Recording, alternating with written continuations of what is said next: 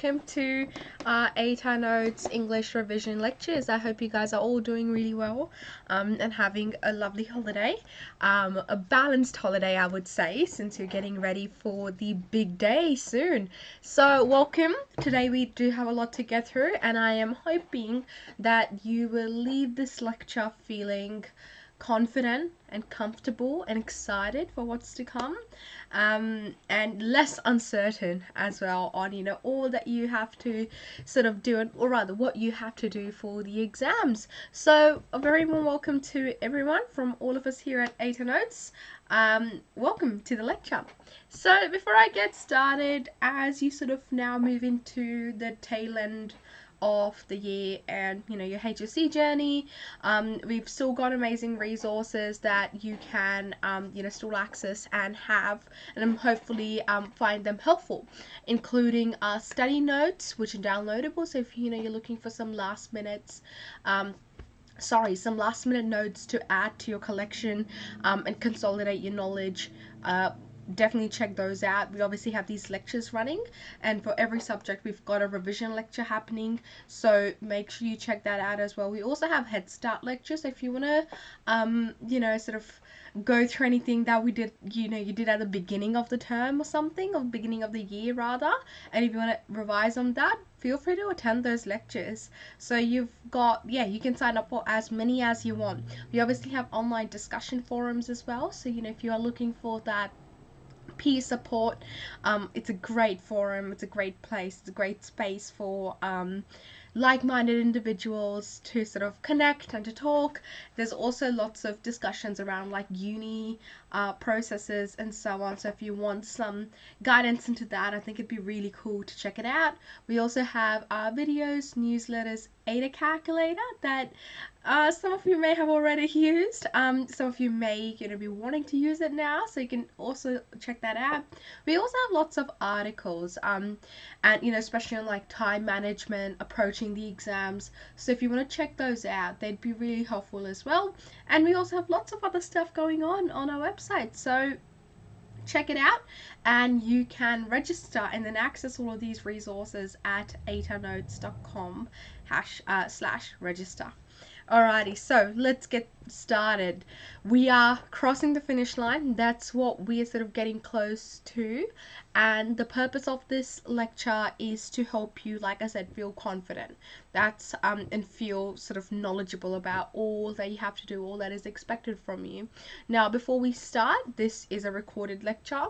So this is a recorded lecture, however, I will be live answering your questions, so please ask however many questions you want to ask. There's no restrictions, no question is a silly question at all, ask away, but yeah, just be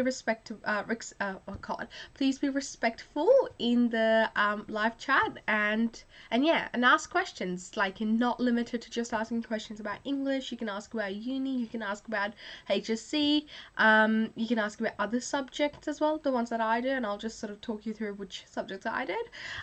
So if you have any questions at all, please ask. You should be able to access the slides as well that I'm using today just underneath this this portal, I guess, just underneath the screen where you can see me. You should be able to access the slides, and I'm like pointing down to my screen like a YouTube subscriber, like click the subscribe button. No, but it should be there, and obviously ask questions live. So let's get started. My name is Aditi, and I graduated in 2021, which is, God, 2 years now. It's crazy. I graduated as the Ducks with an ATA of 95 and band 6s in English Extension, Advanced, PD, and Biology. So if you want to ask any questions regarding that, feel free to. I also did Maths 3 unit and Chemistry. Now, I may not be the best person to ask Maths and Chem questions, but if you want to ask about how I studied for it and so on, feel free to ask that as well. But I'm sure definitely attend the Maths revision lectures and so on if you want to get more expert knowledge from that, but I'm your English person here. Also, I am studying at the University of Sydney. I'm studying a Bachelor of Science and Bachelor of Advanced Studies in Medical Science as a Del Scholar, and I'm majoring in Medical Science and Political Economy. So if you have any questions about that, feel free to ask away. Finally, love reading, good shows, sunny days. Today is a very sunny day, which is really nice. It's pretty hot. So it's pretty good. I'm loving the fact that summers are here, and I'm sure you guys are so excited to finish the exams and then enjoy the summer off. I'm sure that's gonna be really, really exciting. So you're almost there. You've got a lot happening. You're gonna get through it. So let's get started. Okay, so like I said, and please excuse me for my consistent coughing. I've just come down with a viral. Yeah. I know, yeah, got it from my sister actually, so. Alrighty, so, but hopefully my voice will carry us through. I'm all good. There's no issues with that, just a sore throat and a bit of cough. So, my goal for this lecture is to give you a, too long, don't read kind of summary of English Advanced course, right? And I kind of want to walk you through the key ideas and the key skills that you're going to need, and that you kind of want to refine in these next couple of days as you prepare for the HSC. We're going to quickly go through all of the modules, and I am going to, or rather my goal is to concisely talk you through the key things that you should be doing, that you should have done in your essays, that you should, be, and things that you should be aware of when it comes to like essay questions and stuff. So we're going to hack the common mod, we're going to look at perfecting our module A thesis, and also talk about contextual integration, because that's like, one of the key areas where generally mod A essays tend to lack. We're going to look at juggling the demands of the module B, because that's definitely, there's a lot going on there, and we just want to make sure that we are going through everything, and we are also going to look at preparing for the unknowns of module C. So in the end, we'll also go through some general study skills. We'll talk through some tips for the exam, and like I said, please ask any questions that you have. I want you to walk away feeling that all your questions are answered, that you have a very clear idea of what is expected of you. That's my goal. So let's get started.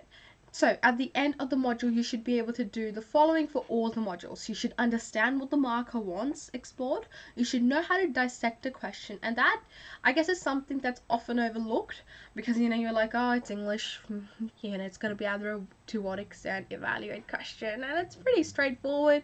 And, you may not actually think about dissecting English question the same way you might break down a biology or a chemistry or even a maths question. So you're going to talk through that and make sure that you know how to actually get all the important elements of the question out of the question, understand them, and then put them in your thesis.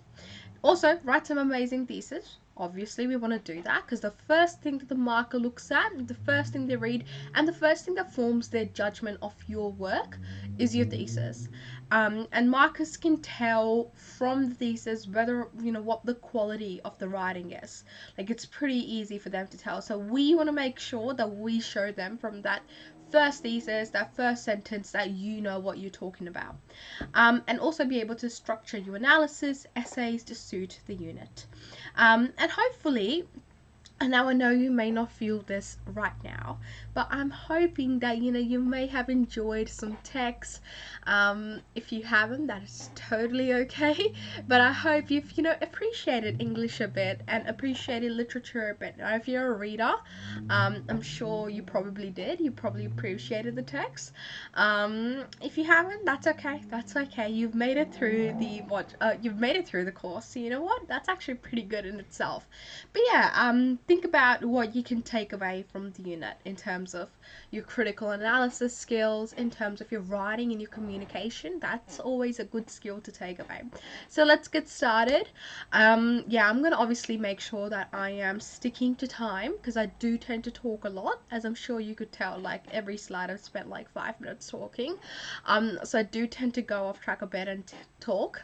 And if it was in life, like a live lecture, I'm sure I'd be like talking to you in the audience and the slides will just be there. So I'm glad I can look at the slides, focus on my slides, but what I'm going to focus on, sorry.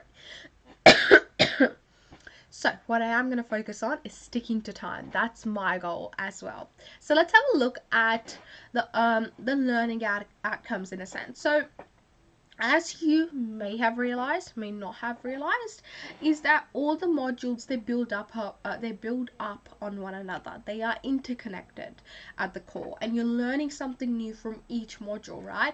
With Common Mod, you start off by learning about the purpose of writing. You learn about why. You learn about the importance of representation in writing. Writing is a form of representation. Literature is representation of different experiences and ideas and emotions. And then from there, you look at the importance of context and the importance of authorial intent when you look at Module A. And then you move on to Module B, where you look at the actual construction of a text, right? You look at form, you look at language, you look at ideas, how they're all coming together. And then Module C, you look at audience reception. And that's where you look at how do we actually, put everything together to make our own piece, which has a specific person that is trying to reach a certain audience. So that's kind of what I want you to sort of keep at the forefront of your mind. You have the skills that you need across the 4 modules to write good essays, to write a good module C piece, because you've learned how texts are created and all of that already. So feel confident in that. Know that has an impact on your writing, that has an impact on your understanding. So you're already more than halfway there. So don't I guess discount the hard work that you've put in, learning the whole 4 modules. So let's start off with the human experience, key concepts, and what we have to do. Now that little tweet there, or is it still called a tweet because it's on X now? Probably, I don't know. But that little post there, the only collective human experience. No, that's Facebook. Sorry, I don't know why I thought that was Twitter. That's Facebook. Whoops. So the only collective experience I can see in that exam is my hatred for English, which I shared across the year 12 cohort. Very fair. That's a very fair post to put out after you've done your first HSC exam, but I'm hoping you guys feel pretty confident, after the exam. So you're posting, something similar, but more confident in how you went. So here is the rubric. I won't go through it. I'm hoping that you have a really good understanding of the rubric by now. You've looked at it this time last year. You started off by looking at it. Not exactly this time because it's still the holidays, but like around this time last year. So I'm hoping you have a good understanding of it. If you don't, I suggest to go back, read through it, jot down the keywords and the key ideas, because this is where your question's coming from, right? NSA is bounded by the syllabus. This is the question they're going to come. This is where the question's going to come from. So you have to make sure you have a good understanding of the syllabus and what it wants you to do. The second 2 paragraphs are pretty technical, like it's more so looking at your writing, and what you have to do, and also talking about unseen text, which is part of paper 1, section 1. It's the first 2 paragraphs. It's more so related to what you want to find in text. So that's where the questions are generally concentrated: individual, collective experiences, anomalies, paradoxes. Form is also a very important one. So last year we had a form question, so that's to sort of show you do not sacrifice on form. You need form. You have to talk about form and discuss context as well. So let's have a look. Now, the 3 main ideas here that I kind of want you to take away, just a little summary of the rubric, is that A, texts are a mirror to experiences.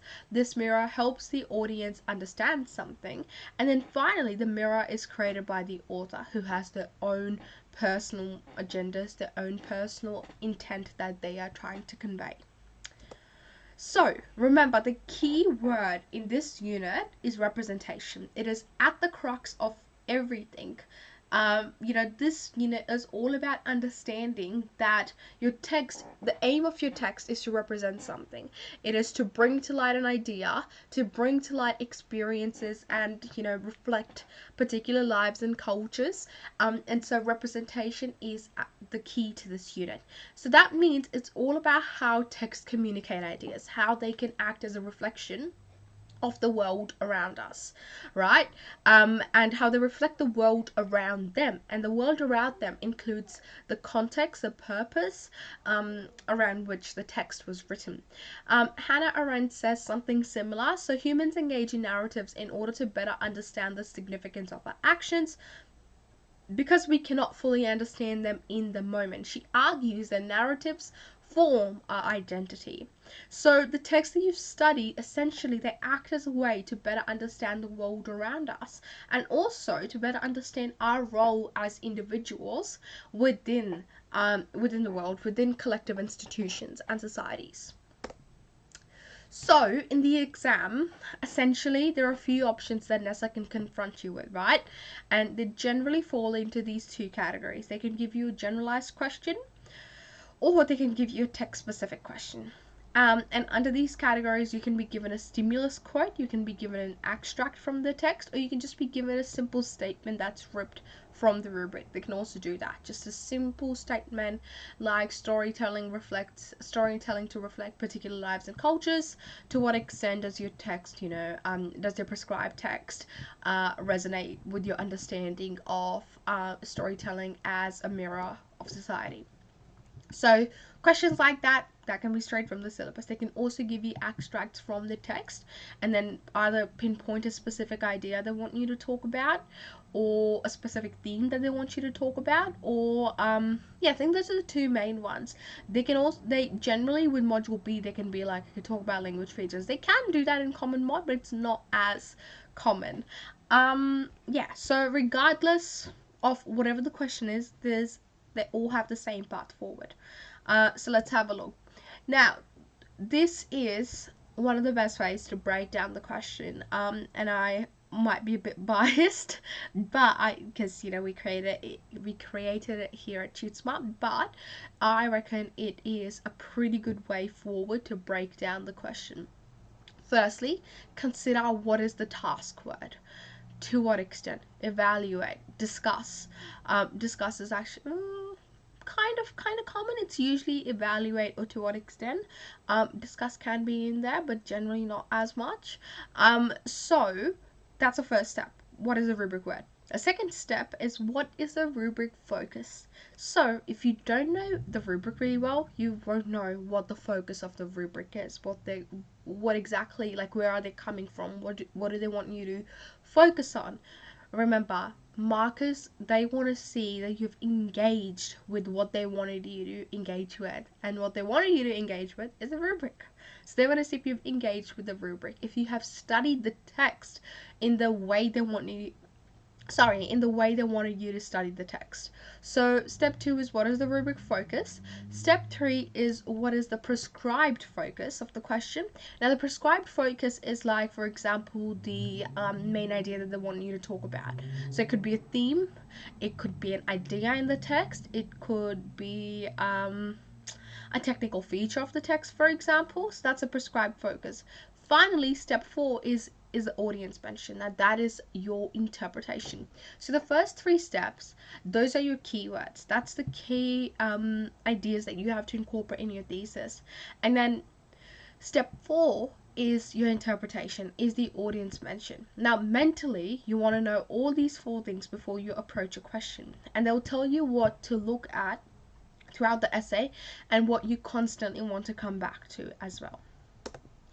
So, if you've got a question here, to what extent does the exploration of human experience in the crucible invite you to reconsider your understanding of love? So this is from the 2019 HSC. Now, we can see here that firstly, the rubric focus is the rubric focus is human emotions arising from human experiences. So to what extent does the exploration of human experiences in the crucible invite you to reconsider your understanding of love? So love is human emotion, and they're asking you, how does it arise from human experience? That's our rubric focus. Prescribed focus is love, right? So they want us to specifically focus on how the text is asking us to reconsider our understanding of love. So that is our prescribed focus. And then finally, our audience impact can be anything. So you have the liberty to sort of decide your audience impact. However, yeah, like you kind of want to choose one that best fits your argument, and in this case we'll go with it challenges our assumptions, and the text challenges our assumptions of love, and it does. So that's the three main ways, sorry, that's like three key elements, steps that you kind of want to follow and break down the question into before you start writing. I always like to say that, you know, you'd rather spend a minute, 2 minutes, even 3 minutes planning your response out, knowing exactly what you're going to write, rather than to like jump straight into writing, trying to sort of write any ideas that come to head, and then halfway through the halfway through the essay, realize you don't know where you're going, or you don't know, yeah, you like, you have no idea how you're going to link it back to the question. So it's so much better to like plan it out first, rather than to be lost halfway through the exam and have no idea where you're going to go with it. Or you know, to like discuss, or to have an idea later on. So like having your second half of the essay relate to the question and not knowing what you did in the first half. Remember, your markers can tell from the thesis. They can immediately tell whether or not you're trying to answer the question, or if you're just trying to, you know, like squeeze in a pre-written essay. And that's one of the things we'll talk about. But in summary, do not memorize essays. I don't recommend it. I know it may work for some people. If you're lucky, you know, it's really good. However, just in case on the day you do get a question that you can't adapt to, you don't want to be in that situation where you're so reliant on just like molding your essay to the question, and then being able, and then, you know, if you get like an abstract question, for example, that can be hard to mold like any pre-prepared essay to. So I would recommend to know your analysis, know your, you know, your own views for that will, you know, form the base of your thesis, and then write to the question. You never want to make the question fit your essay. You always want your essay to fit and to answer the question. Okay, so how do we answer this question? Let's have a look. A good thesis essentially says two things. It firstly tells the marker that you understand the question, and secondly, it tells the marker that this is your answer. Simply restating the question with an added significantly or to great extent does not achieve it. Just repeating the question back does not tell the marker anything. Like, it does not show them that you've answered the question, and it definitely does not show them that you understand the question. To them, it shows rather that you don't understand it, because you've just repeated it back to them. So if I just say the Crucible invites audiences to reconsider their understanding of love through the exploration of human experiences, that is basically saying the same sentence back, just changing a bit of the structure and taking out to what extent. I could even say to a significant extent, the Crucible invites audiences to reconsider their understanding of love through the exploration of human experiences. That does not tell the marker anything. You need to elaborate on that. You need to add to that.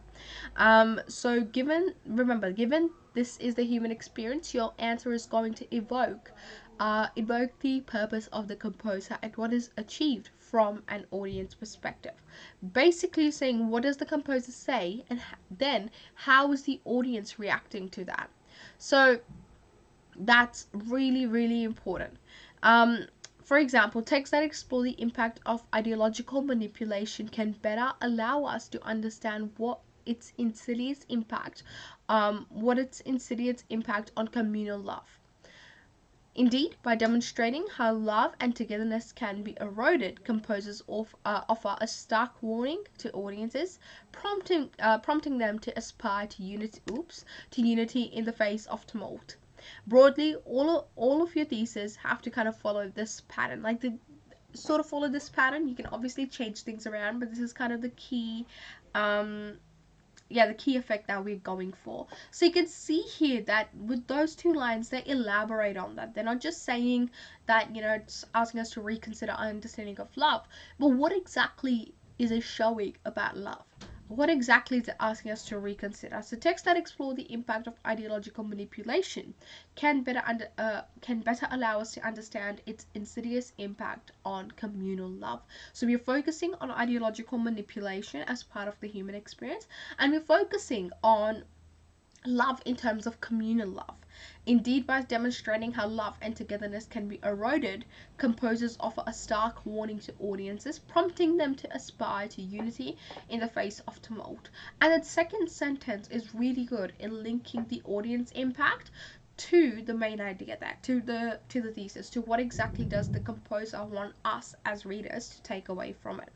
So yep, like I said, that's kind of a broad pattern for your thesis. So texts that which explore, link to the expanded question, allow for audiences to reflect or understand a certain idea.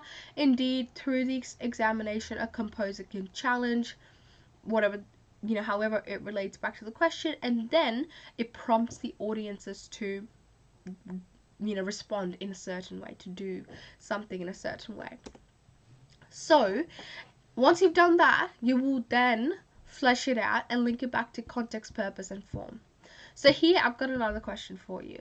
The purpose of a storyteller is not to tell you is not to tell you how to think, but to give you questions to think upon. This is by Brandon Sanderson, and we have to evaluate this statement in relation to a prescribed text. So So texts allow for the challenging of traditional ideas, a storyteller inviting the audience to question and critically reflect upon their own world. So here, as you can see, that exactly telling us what we are, what is the text doing? And what we can also see is that they start off with a general thesis that expands on the question, and then they link it to the text. So you can definitely do that, and you can definitely have that first thesis, like that first sentence linking to the text. It doesn't matter, as long as it obviously is a solid thesis and it answers the question. So text allow for challenging of traditional ideas, a storyteller inviting the audience to question and critically reflect upon their own world. And so does this link back to the question?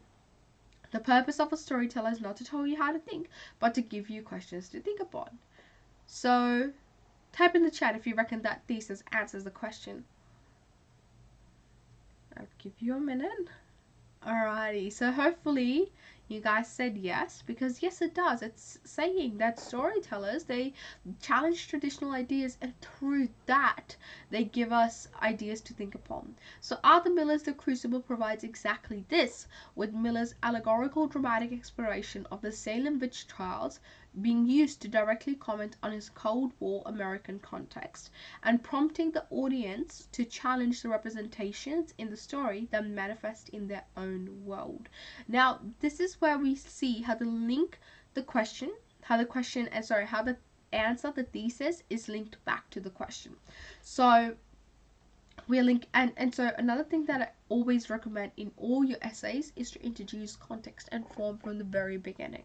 So we can see here they introduce Miller's allegorical dramatic exploration. So it's an allegorical drama, and in terms of context, it is exploring the Salem witch trials to comment on the McCarthyist America, on his Cold War American context.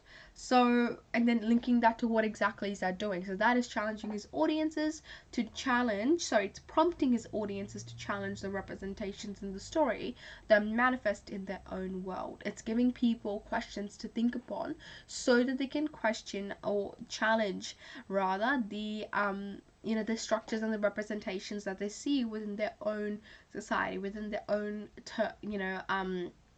their own context.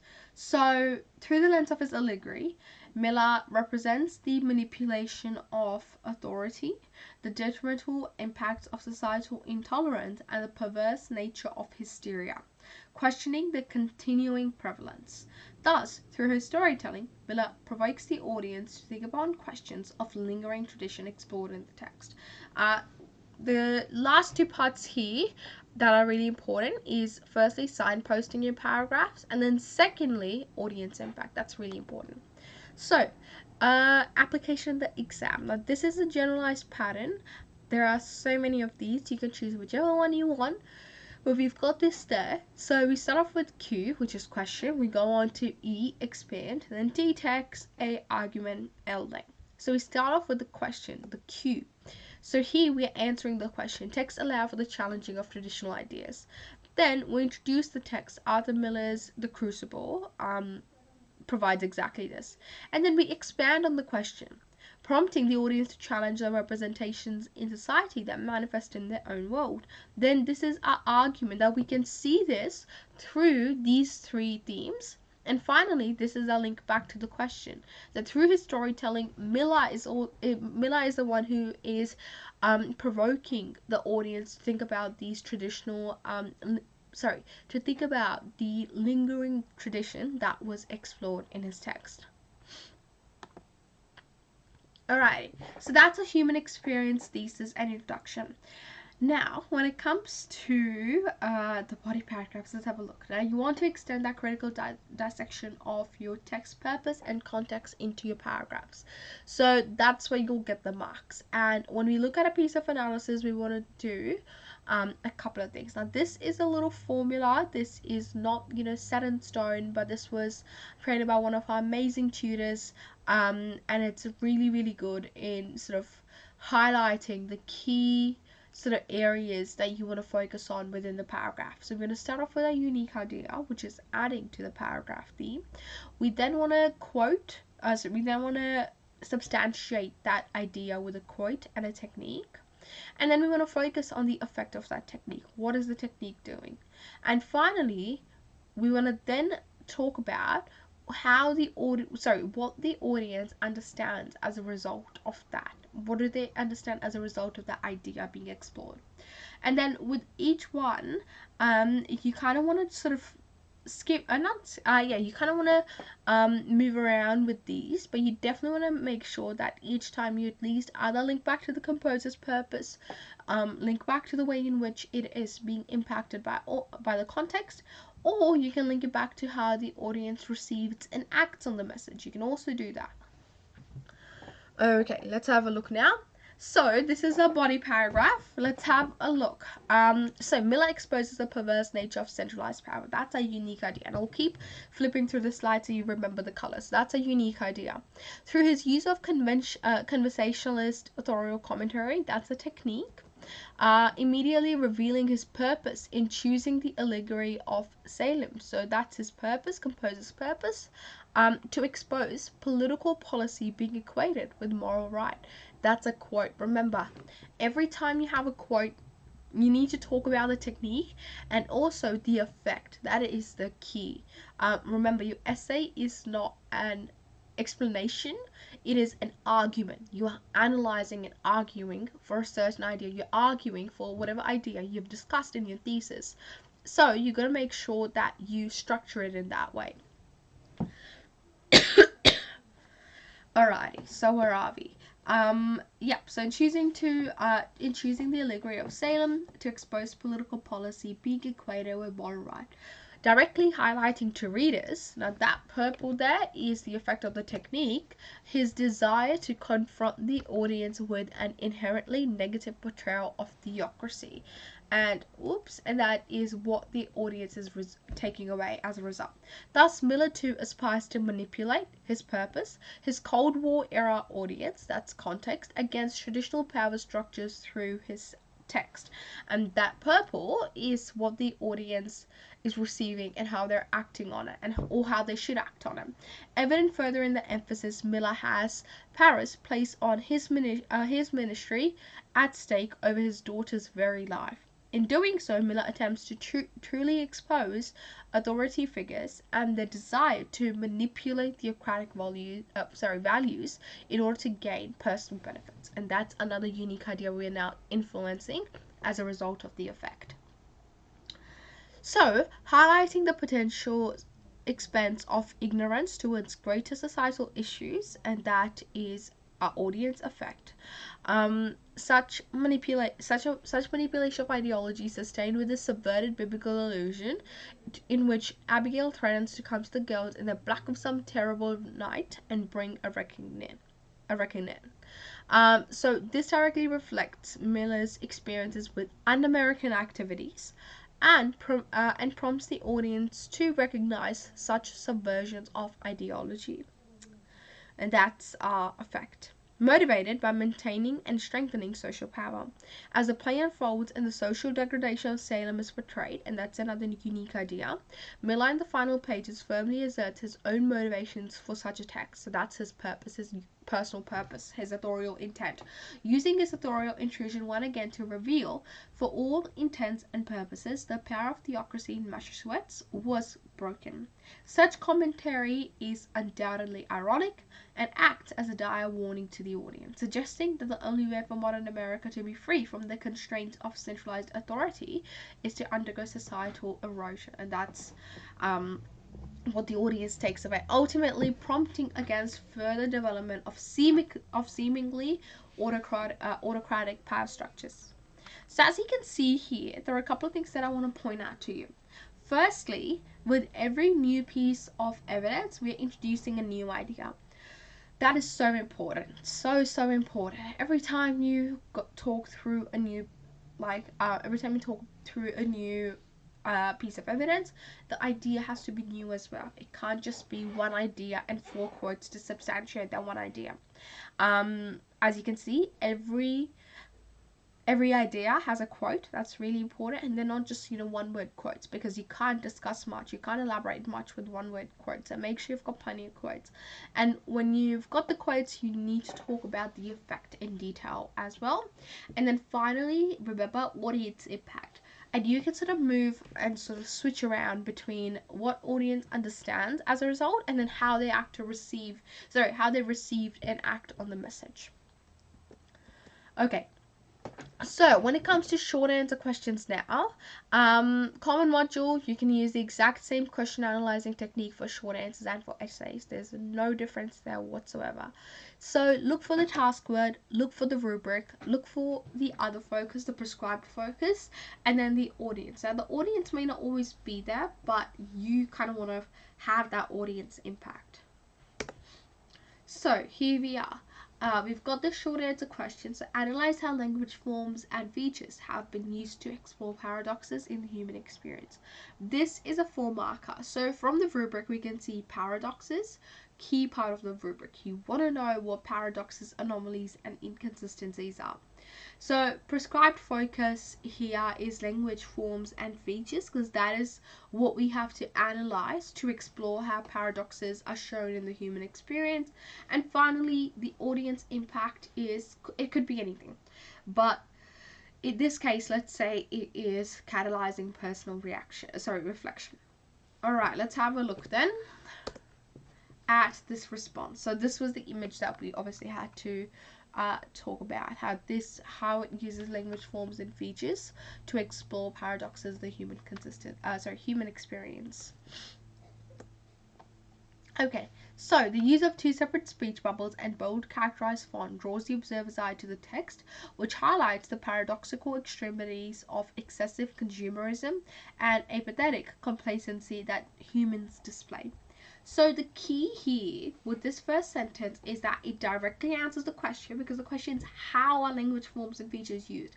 Anytime it's a how, you want to actually mention, and I might get my pen out here, every time it is how, there we go, every time it is how, you actually want to mention what the techniques are. Alright, what the techniques are. That's so important.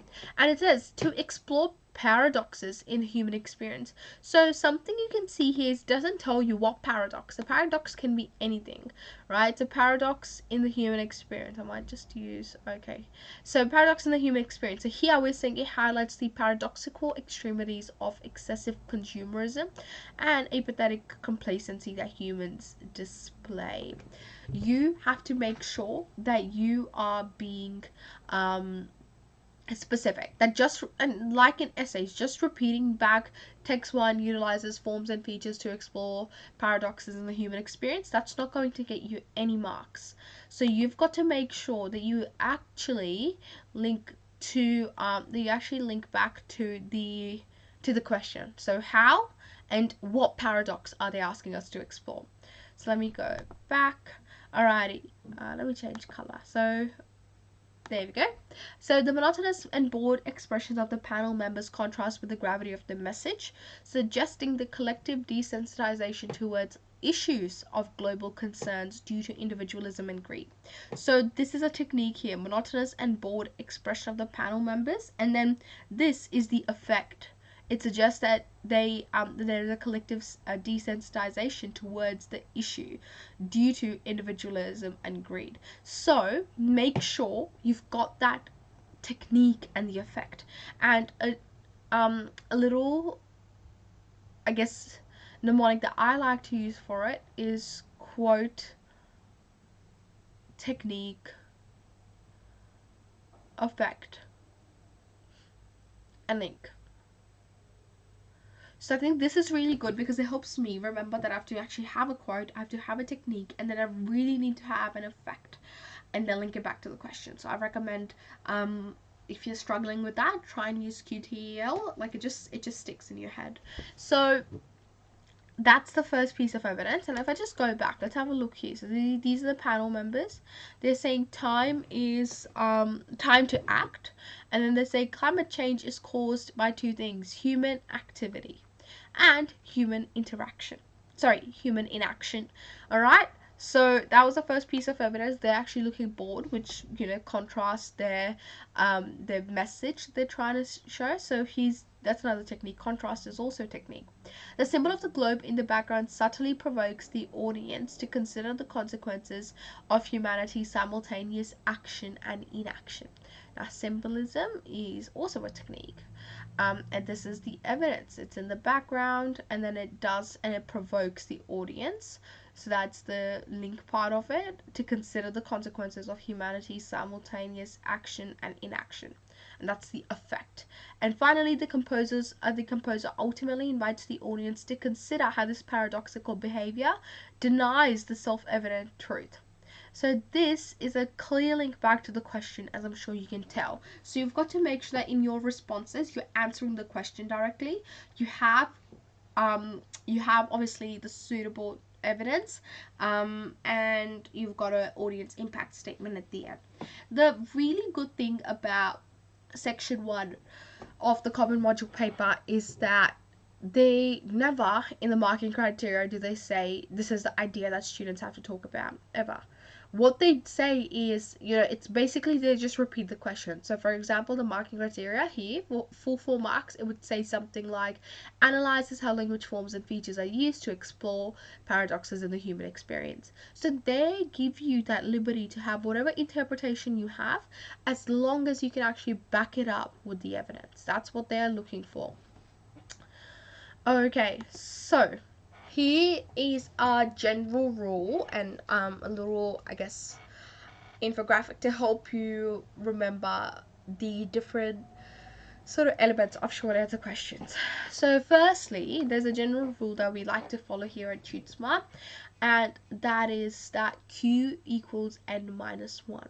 So Q here refers to the number of quotes, and N refers to the number of marks minus 1. So if it's a 4 marker, aim for 3 pieces of quotes, or evidence rather. If it's a 3 marker, aim for 2 pieces of evidence, and so on. Now, if you get a 5 marker plus, we would recommend writing a mini essay, so a mini essay with an introduction, about 1 to 2 sentences max, really, a body, another body paragraph, and then finally a conclusion, which is linking and synthesizing. So that's for the 5 plus markers. For 2, 3, 4 markers, remember, if it's a 2 marker, you only need 1 piece of evidence. 3 marker, you need 2. 4 marker, you need 3. So synthesize sentence. So if there is a comparison question, a synthesis sentence is quite important because it basically will help you put the two ideas together. And visual text, so you can get a range of text in the unseen question. You can get, and I'm sure probably a lot of you are familiar with this from trials now, you can get prose fiction, you can get news, poetry, digital media, non-fiction, and with visual text you can get painting, photography, posters, ads, cartoons, and digital media. So, short answer question section is often overlooked, but remember, it is the same marks as your essays. Now, the key to getting better at short answer questions is to practice, right? Do timed exercises, get them marked.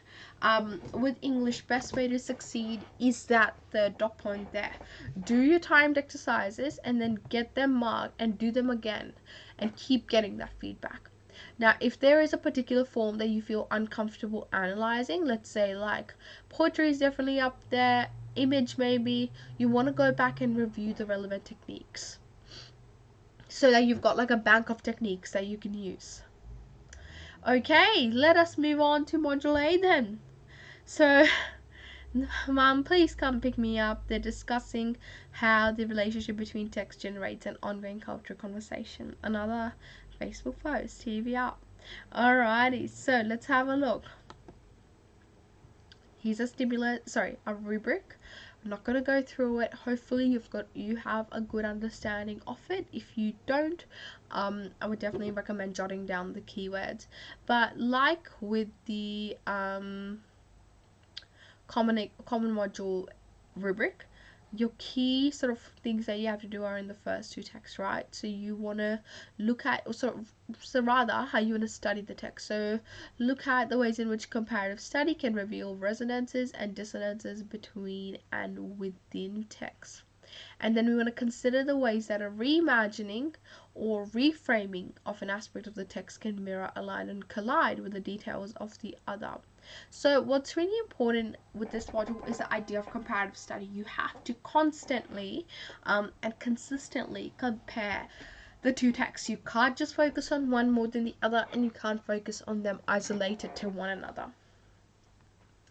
So remember, there are two key ideas that you want to take away from here. Firstly, why do we compare texts? And secondly, why do authors appropriate these texts?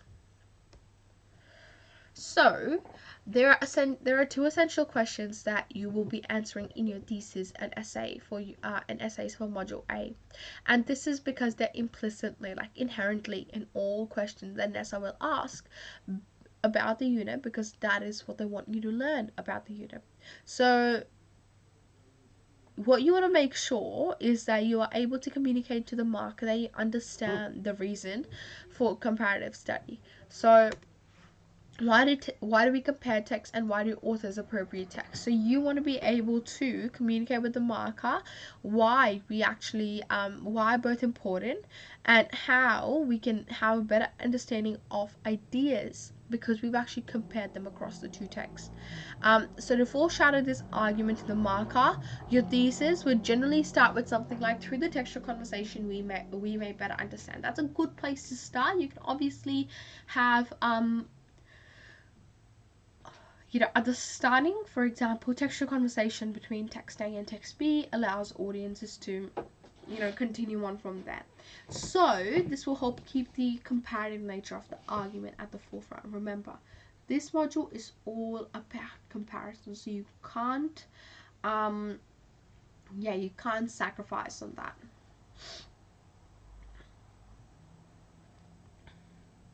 Oh, where am I? Sorry guys, give me one sec.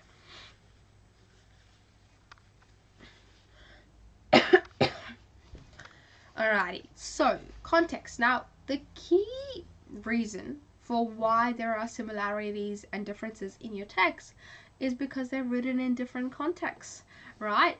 And a high achieving Module 8 essay will attach context to your arguments, like it will attach context to its arguments, and consider the significance of context in every piece of evidence. So you cannot sacrifice on context. Now remember, not every contextual moment has to be long and drawn out.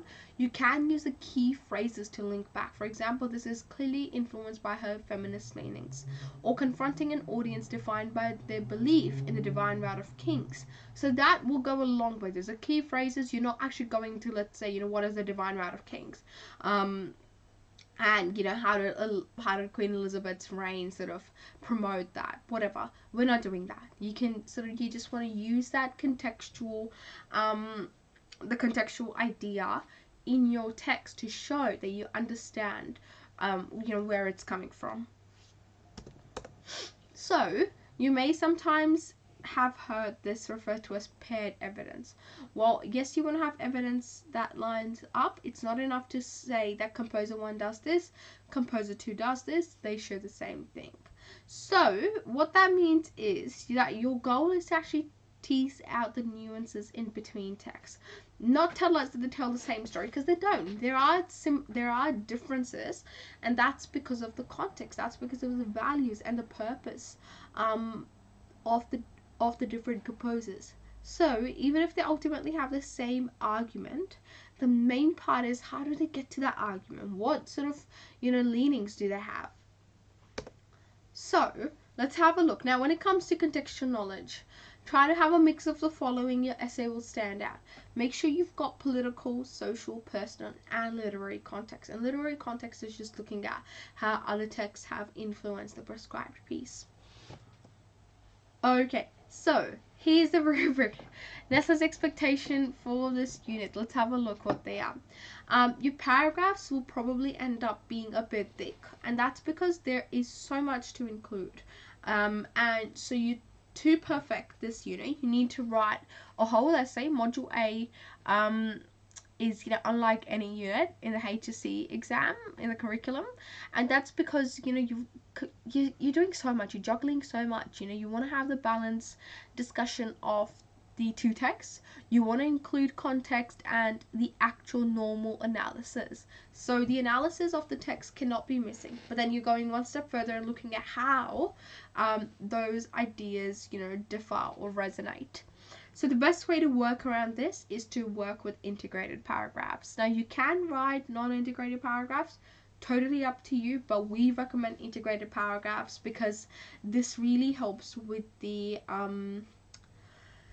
comparisons between the two texts, right? And it is centered on a shared idea rather than a text per paragraph. So it showcases that you can look at a key idea and how it's explored in both texts, and that is achieving the purpose of Module A.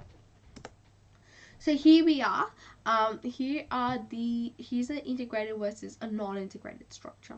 So a non-integrated structure will basically have like two themes, right, shared across the two texts, but in the first body paragraph it will only talk about text 1, then next paragraph text B, then text 1 again, and then text B or text 2. So it's straightforward. It kind of resembles a normal essay. However, the thing is that it really does not help with giving equal weight to it really does not help with the comparison aspect of the text of the module. So remember, we want to talk about the comparison, and we want to talk about why are we actually studying these texts. And so what happens is, when you just sort of do the when you just use this method, the comparison part is concentrated in the even paragraphs. It's concentrated in 2 and 4. So that basically means that there's not much comparison, and these two paragraphs you have to do more comparison here than in these first two paragraphs. So in the first paragraph and the third paragraph. So that's why we recommend an integrated structure. So within our integrated structure, we've got 3 themes, and for each theme you go through both the texts. So both the texts for each of the themes. And this is a bit more difficult, hence it's considered a bit more sophisticated. And the main advantage is that it really facilitates that comparative study, and it's more concise as well. But what you need to be vigilant of is that you are giving equal weight to both texts. You can't sort of talk about one more than the other. Alright, where is my cursor? Here we go. Okay, so best structure of an integrated paragraph is even more nuanced. Here we are. So within an integrated paragraph, you start off with your point. Now, that has to have both conceptual and links to the thesis. So what that means is it's obviously talking about an idea in the text, or something that's portrayed in the text. It's conceptual, but it has to link back to the thesis. That's so important. I've definitely seen some really good essays, that are really good in terms of analysis, and writing. However, they tend to let down when it comes to having tight topic sentences and also tight thesis. So here we can see that we've got conceptual and links to the thesis. The first quote from the prescribed text includes analysis and contextual justification, and then we've got a second quote from the same concept but in the second text. So it's basically going text 1, text 2, text 3, sorry, text 1 again, text 2, second text, and then text 3, sorry, text 1, where you come back to the original text and you revise. So have a look at this. So first text with the same idea for the third quote, return and revise the meaning of the parent text. So you're essentially, at the end of the textual conversation, you're looking at, has your meaning of the two texts been enhanced by looking at them comparatively? Okay, so let's have a look now. Alright, remember, this reflects the conversation aspect of the module. Markers can see that you're going back and forth. You are looking at how the two texts converse with one another. Okay, so here we've got an example for you. This is an integrated paragraph from William Shakespeare's The Tempest and Margaret Atwood's Haxie. So indeed, by investigating the use of perspectives common to society, a reader can come to greater understanding of the way in which texts challenge rigid social hierarchies present in society, promoting the audience to move beyond them. Rather than letting himself be cinched by his Tudor patrons, Shakespeare subverts the common perspectives on gender subservience through Ferdinand's use of antithesis in "The mistress which I serve quickens what's dead, and makes my labourers pleasures," suggesting a positive side to serving one's love, regardless of gender roles.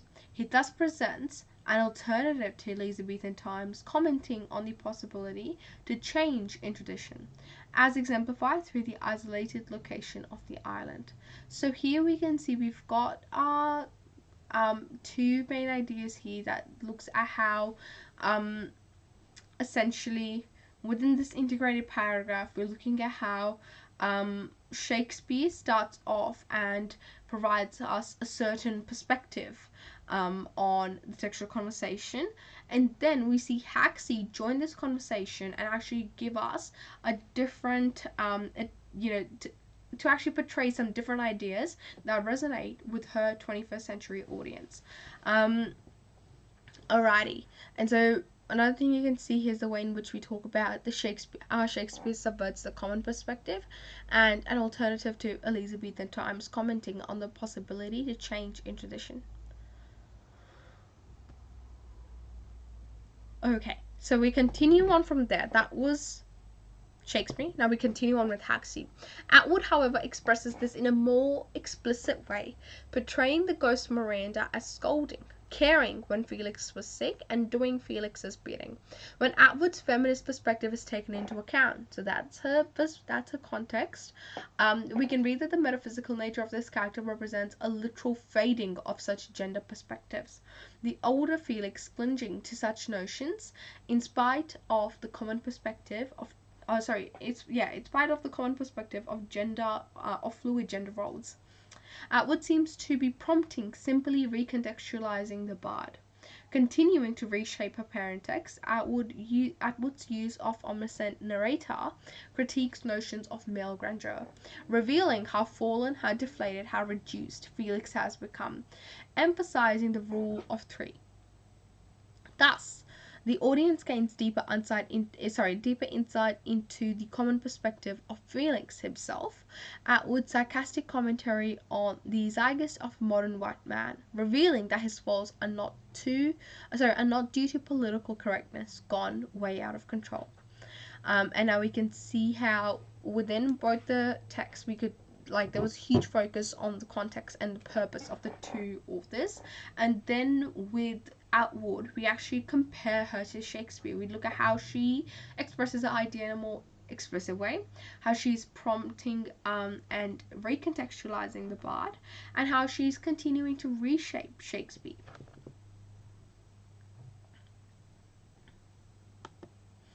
Okay, and now we've gone through that, and now we bring Shakespeare back. So through this critical representation, we may glean better insight into Shakespeare's radical portrayal of Prospero, revealing an inherent contrast with his construction as an imperfect member of the monarchy. His rhetorical question, "Shall not myself be kindlier moved than thou art?" thus firmly reflects Shakespeare's subversion of the great chain of beings, as he portrays Prospero faltering on questions of morality and questioning the commonly held perspective of the divine right to control empires as a superior figure. Therefore, by comparing Atwood's and Shakespeare's critiquing of common social perspectives, we can gain better insight into how subversive purposes are readapted across time. And that is that comment on the value of comparative study. So I hope that helped you sort of gain a good idea of, that back and forth that's supposed to happen in your paragraphs. And they're obviously long. They're, across 3 slides. But yeah, the purpose is to show you that that it's really important to have that structure going back and forth, making sure that you're actually commenting on the idea of the comparative study. So, all right, here we are, Module B. So before we go ahead, take some time to jot down any questions. We're doing really well. And now we've gone through 2 modules in an hour, and this next hour we are going to look at Module B and Module C. Let's start off with the meme here. The HSC marker reading my train wreck off an essay that doesn't answer the questions at all. This makes no sense. Me having used the word thus 7 times. Well, it would if you were smarter. Wow, can't quite say that back to marker. However, you can see the key, with all our essays is those little things, and there's so many things that are actually common across all the essays. So it's really important that you focus on that. So here's a module. Here's a syllabus. I'm not gonna go through it. I will just highlight a couple of things though, because I'm gonna use my highlighter tool and try to highlight nicely. Not sure how it's gonna turn out, but we can try. Oh, that's straight. Oh no, there we go. Kind of got there. Okay, that one was better. There we are. Oh no. All right, here we go. So, critical study of literature. The key word for this is textual integrity.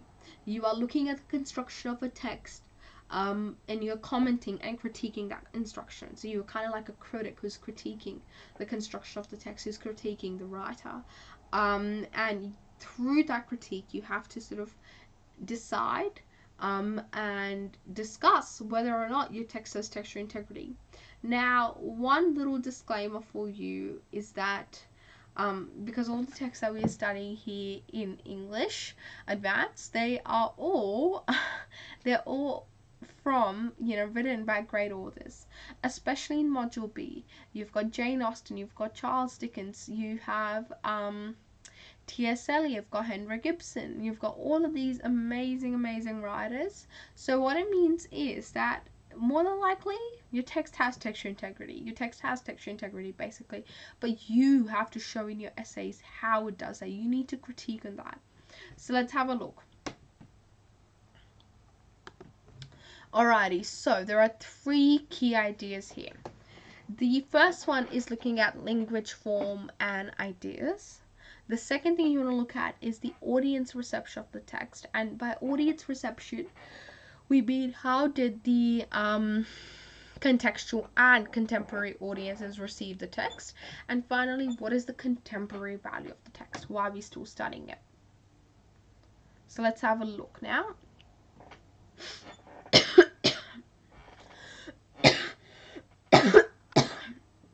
Alrighty.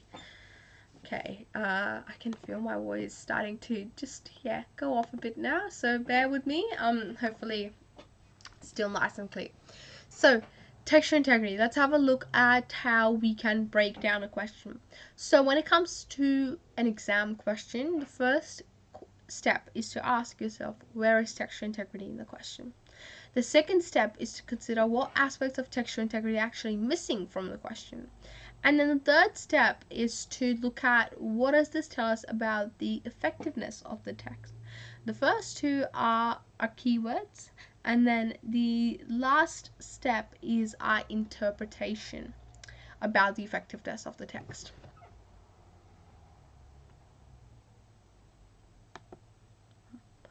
Okay, so here is a little cheat sheet for us, so we can structure our essays or our intro, a thesis, sort of like this, where the effective depiction of whatever the question is in whatever your text is enabled by the masterful control over language, form, and ideas.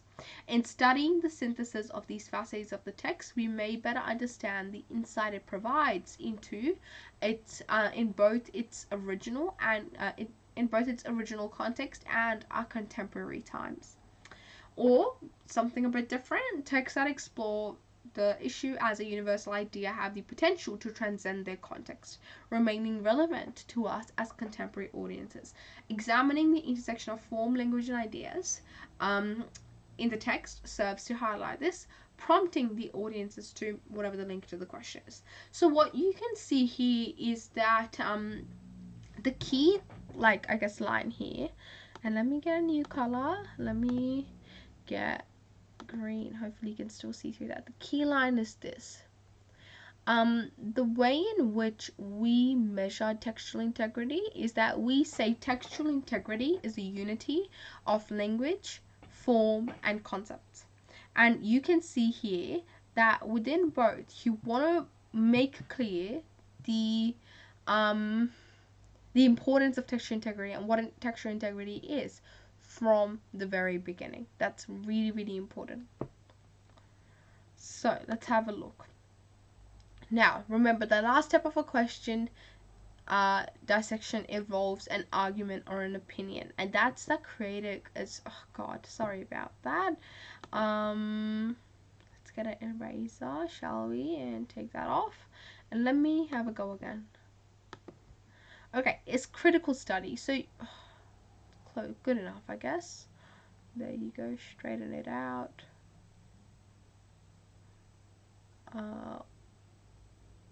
Alright, cool. That's good. Okay, so essentially, remember with Module B, you're looking at critical study. You are not just doing a close study of the text, you're critical, you're actually evaluating the text, you're being picky, you are, looking at what is the text doing right. If it's doing anything wrong, you're a critic yourself. So there are a few levels on which you can do this analysis, but to begin, ask yourself these 3 questions, and surely by now you already have that understanding of the text. You already have your critique on the text. What is it doing? But think about these 3 questions if you don't have that established yet. Firstly, what is the overall meaning of the text? Secondly, how is that meaning communicated? And thirdly, what does that meaning have value? Is there anything that we as readers can take away from that? So let's have a look. And yes, make sure that you read your text at least before. Hopefully you should have all done that by now. So this is where having like a first glance at your work can really help. Consider, do you like your text? Why not? What particular ideas actually hook you into the text? Does the text argue with its audiences? Does it and you can also then debate with others and read your critics to solidify that. So there are basically 4 levels of 4 levels of analysis when it comes to Module B. The first one is the bare minimum. This is level 1. This is where you're just identifying some techniques and you're discussing the macro structure of the text. It's bare minimum. There's not a lot going on. Second, the second part is when you're getting, so second level is when you're getting a little bit more critical. You're looking at some complex techniques, and remember your text will have complex techniques. So you're looking at complex techniques, and then you're also engaging with form and language, and that's really, really important, engaging with form and language.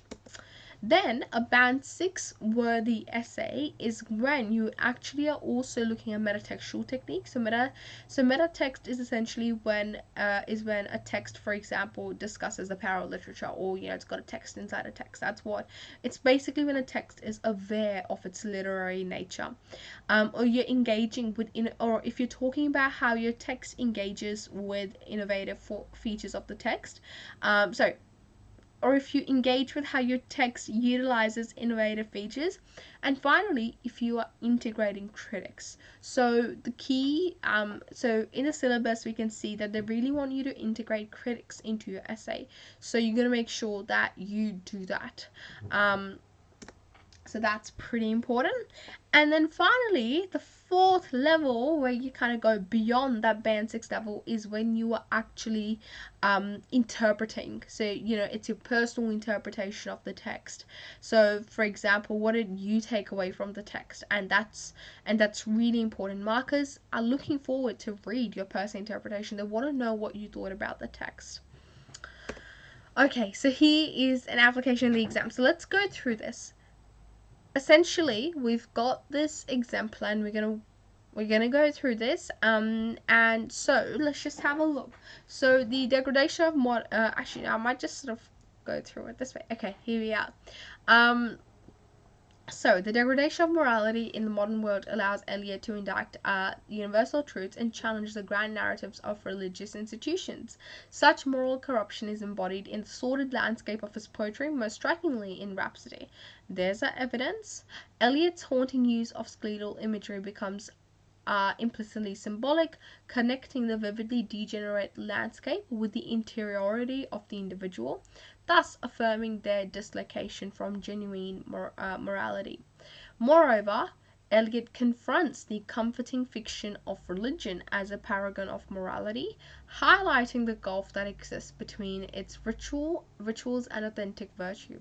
Such a paradox is found in the bodies of the titular holomen, simultaneously hollow and stuffed, with the religious doctrines relegated to the disdainful imagery. That's basic technique. So multiple techniques, it's the basics, it's back to level 1. Alrighty. So there's a quote. In doing so, Eliot sows doubt into his audience's faith in religious institutions and asserts its moral emptiness. Indeed, literary critic Robert Crawford writes that the poem epitomizes the degradation of the essential ritual to highlight the insufficiencies of moral truth disseminated by religion. This is exemplified by the morbid subversion of the fertility dance that is performed by the holomen. Here we go around the prickly pear, prickly pear, prickly pear. Deploying discomforting tactile imagery, Eliot reiterates the dislocation of religious ritual from moral intentions. Furthermore, the asinine rhyme and repetition creates a childish tone. So that's again basic technique. We've got multiple techniques here. We've got 2 here, rendering the performance of religion infantile and futile. In turn, Eliot scathingly critiques those who cling to comfortable fictions presented by religious institutions and challenges his audience to question the universal truth. So let's have a look. That's the first thing. Now, second level of analysis is discussing more complex technique, haunting use of skeletal imagery, which becomes implicitly symbolic, connecting the vividly degenerate landscape with the inferiority of the individual. So we've got skeletal imagery and the fact that it's symbolic. And then we also see such a paradox is found in the bodies of the titular holomen. So that's level 2. Level 3 is now we are going to the band 6 level. So that we do by integrating a critic. And we also see, so by the morbid subversion of the fertility dance performed by the Hollow Men. So subversion of the romantic sort of traditions, subversion of romantic traditions in general is a big modernist form technique. And what we see here is that it's an innovative feature that Eliot uses. Finally, our personal interpretation. So in the topic sentence, we see Eliot, so modern world allows Eliot to induct universal truths and challenge grand narratives of religious institutions. And we end with, he critiques those who cling to comfortable fictions presented by religious institutions and challenges his audience to question the universal truth.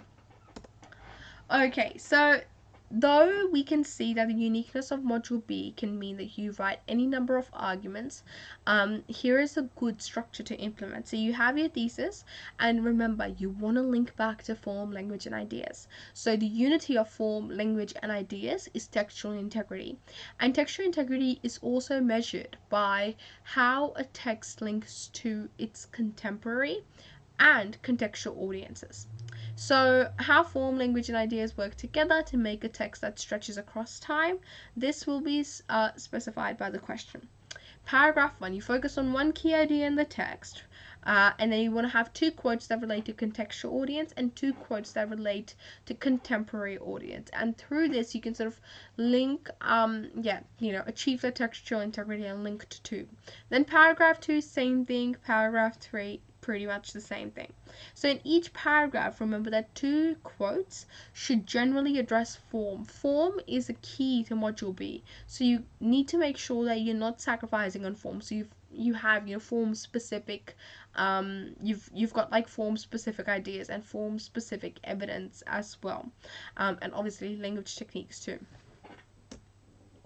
Okay, look at us go, Module C. So I'll give you a second to jot down any questions if you've got any. I know we're going through this pretty nice and quick, which is good. But if you have any questions, let me know.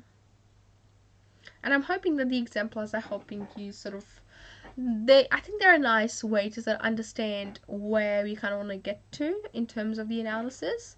And they're written by past tutors here at CheatSmart, so they're pretty high level, pretty good, as I'm sure you can tell. So use it as an exemplar to help you understand all the different parts that you want to have within your essays. So here we are. Literally, none of my story ideas come with a plot ever, without fail.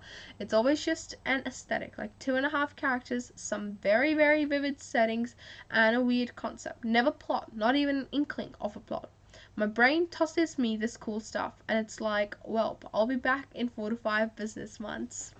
So yeah, we obviously want to have a plot for our Module C, and the reason that we want to have a plot is because we don't have 4 to 5 months to write a novel. We are writing for 40 minutes in the HSC paper, so you've got to make sure that essentially you use that really well, that you have a plot, that you have a strong storyline, that you are, that you're sort of portraying through your text. So we'll leave that to you, but essentially this module is all about now putting everything together. So all that you've learned from analyzing your text from Common Mod, Mod A, and Mod B, and also you have texts like set out for this module as well. So your prescribed text for Module C. So it's now looking at all that you've learned and implementing that to create your own piece of writing that has a purpose. And then you may also be asked to evaluate that writing, and that's where a reflection comes in. A reflection is important. So let's have a look. The key idea is that why do you think your texts are good, right? Take those good parts and put them in your own story. So characters, ideas, narrative conventions, techniques, and audience impact. And what that means is that essentially from the two prescribed texts that you are studying, you will draw on technical and conceptual features of the prescribed text. So that means looking at techniques, but also looking at ideas and concepts in the piece. So how does your prescribed text serve as a technical model? You can look at form, language techniques, style, and voice. When it comes to form, you can look at the structure of the writing, the perspective, the linearity. Language techniques, the language techniques that are being used in the text, allusion, intertextuality, imagery, choose your pick. And then finally, style and voice. For example, how does the writer sound? And you can take that style of writing and that tone of voice as well. So make sure that you are looking at your text through both a technical and a thematic lens. So, how to actually incorporate technical features? There are two ways in which you can do that. The first way is that you can imitate the technical features from your prescribed text. So you can have the same technique and the same purpose. But because you're writing a different piece of writing and you're writing for a different purpose to a different question, more than likely you won't have the same purpose. So instead, more than likely you'll be transforming. So you can transform by having the same technique and a new purpose, or you can actually also experiment with the technique. You also have the liberty to do that. So, your pieces should not be a carbon copy of the concepts in your prescribed text. That is really, really important. You have to transform their context. So, how do we actually do that? How do we transform these concepts? Let's have a look. So, you can expand on a niche theme or aspect of the text. You can write a character with a different identity. You can reconceptualize the story by putting the plot in a new setting. You can also argue against the text as well. Whichever text it is, and you don't agree with it, you can argue against it. And then finally, you can update to contextual values. So if if your text was one of the older texts, you can definitely update that to a modern day text. So you can see how some of these will be best suited to different sort of forms of writing. Like if you want to argue against the text, you can do that via characterization, and your ideas in a creative, or you can do it in through a discursive, for example. But that is up to you. So I want us to have a look at this. So just read this part with me first and don't worry about the other side. So here we go. When Elle first visited, she could hardly pin her tapping toes down. The opening of the Cotton Club had spread by word of mouth. Elle was looking forward to a night of entertainment. She would hold giggle water in one hand and conduct ardently with other. She would be mesmerized by bob-headed chorus girls with grinning teeth like subtle chipped keys and dresses kissing thighs. She would have fit right in, but she had quickly been disappointed. Elle was dismissed by security at a single glance before she had the chance to introduce herself. Her confusion was met with judging eyes, and the bouncer spelled it out for her. This is a whites club only. She was the stark contrast. So you can see with this writing, there are so many things, but they're working well so together. The first thing that we need to do in our piece of writing is that we need to understand the economy of words. Every word should have a purpose. Here, each sentence, each word had a purpose. We could see how that sentence here, she would fit right in, how that is used so that it can contrast with the fact that she was a stark contrast. How here we can see that, for example, she was looking forward to a night of entertainment. She would be mesmerized, right? However, that is completely contrasted with the ending. It also balances aspects of fictional writing. So we see the characterizations that Elle was looking forward to a night of entertainment. So we can see Elle is someone who is young, who is excited who's probably young rather, excited to go out, have a fun night. And so that's characterization. Setting, we're told it's Cotton Club. We don't know what exactly it looks like, whatever, but we know it's a club, it's new, and it's exciting, right? It's a believable and well-paced narrative. So one of the key things that we always have to remember with our pieces in module C is that we are not like, don't make it fast paced. Like, don't try to include like 3 scenes in the 40 minutes. You only have 40 minutes of writing. So I would say max 2 scenes. Like, that's really, really important. So don't try to get like, always remember quality over quantity. You don't want to have too much in and then having your story like really fast paced, really awkward for the reader to read. Rather, you want to have quality. You want to have quality writing, even if it's just, one scene, but we obviously get somewhere by the end of the piece. That is what that matters. And here, we were like, it was paced well. We are introduced to her internal thought, we're introduced to how she's excited, and then she reaches there and she's dismissed, right? And that's those 2 scenes, and it's working perfectly. It's not like she heard about it first, then she's thinking about it, then she goes there, then she goes there, she's dismissed, and then she thinks about it and goes back home. Like, that will not have worked. So even if this piece was to continue, it would continue within that, like it would follow on from where, the bouncer said it's a whites club only. Being judicious about dialogue, really, really important. Don't overdo dialogue. Be judicious about it. Use it where it's going to have an impact. And here we could see that one sentence, this is a whites club only, that has a very, it definitely sort of juxtaposes the earlier tone of the writing, and it immediately creates a very contradictory space as well.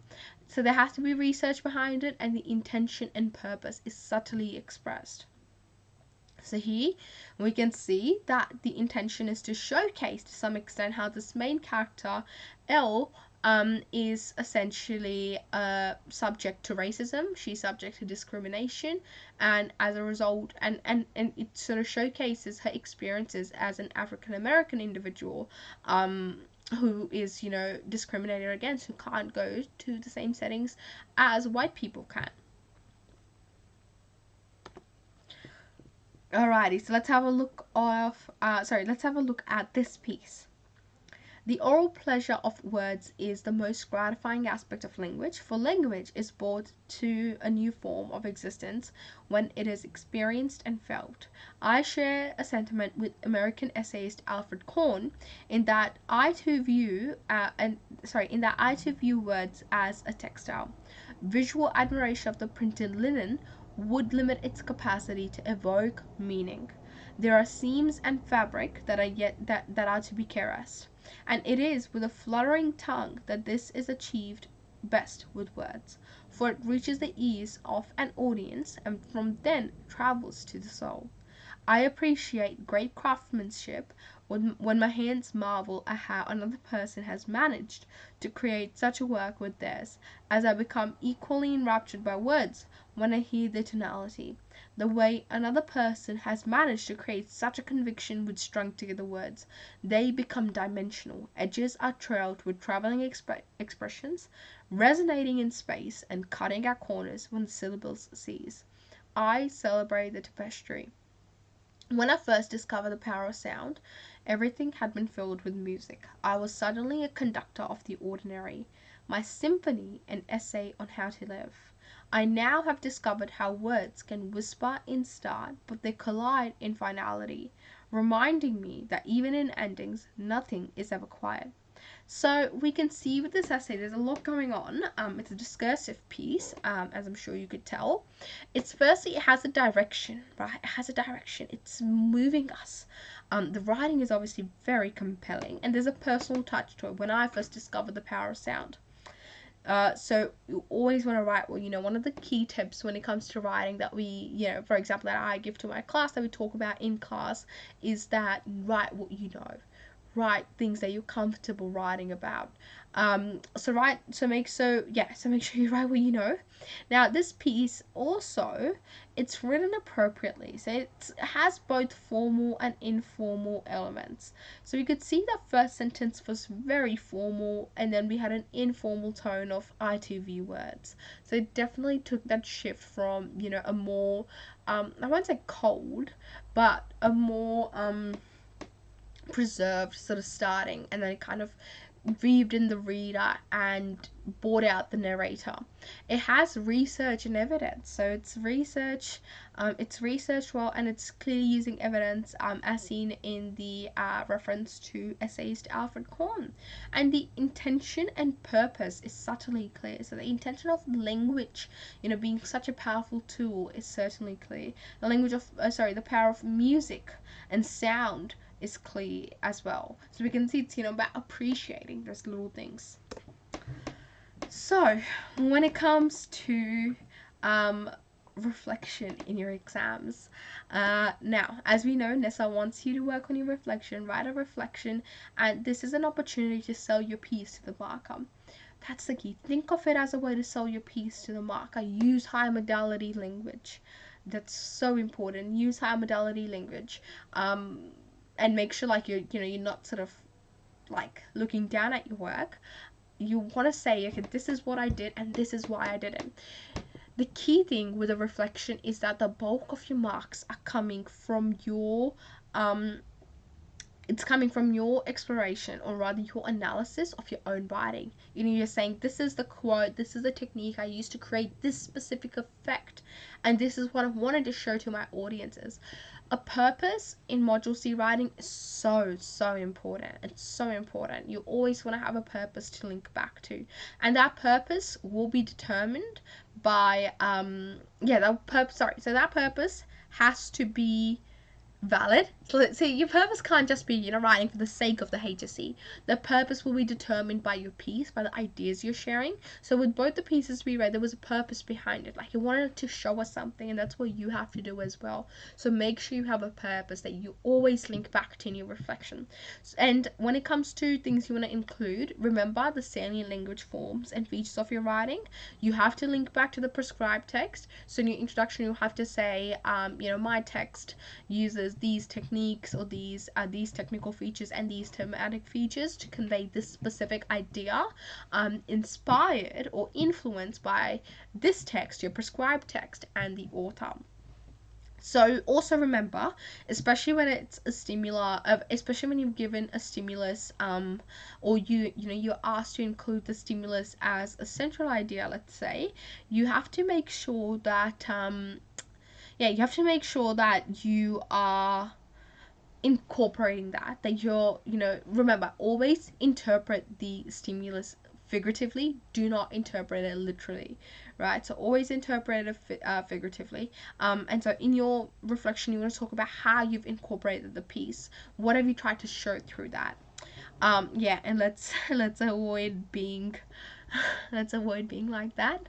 I know, and I've actually seen this, people love, not love, but I've definitely seen students definitely Mod A better, feeling more happy with the Mod A essays. Mod B's there, they're trying to fix it, and Mod C's where do I go with this? So make sure you're giving them equal, you're giving them good focus, you're focusing on all of them, but obviously, give the part, the module which you feel least comfortable with more time. Make sure you feel comfortable and confident equally in all the modules. Okay, so here we are. This is application and exams. This is going to show you the difference between just identifying techniques in a reflection versus assessing and justifying techniques in a reflection. So identifying is just saying, and this is linking back to the piece that we looked at first. So the jungle nocturne is a creative response that uses the provided stimulus, the greatest change coming from a change in thought, as an ending. The protagonist of my short story is narrated from the perspective of Elle, an African-American woman who has a change in her views.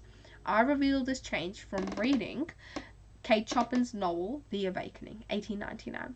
So this is just identifying. This is very basic. Let's have a look at what you want to do. You want to assess what you have done. You want to justify the steps that you've taken. And remember, in your introduction, you want to mention your prescribed text.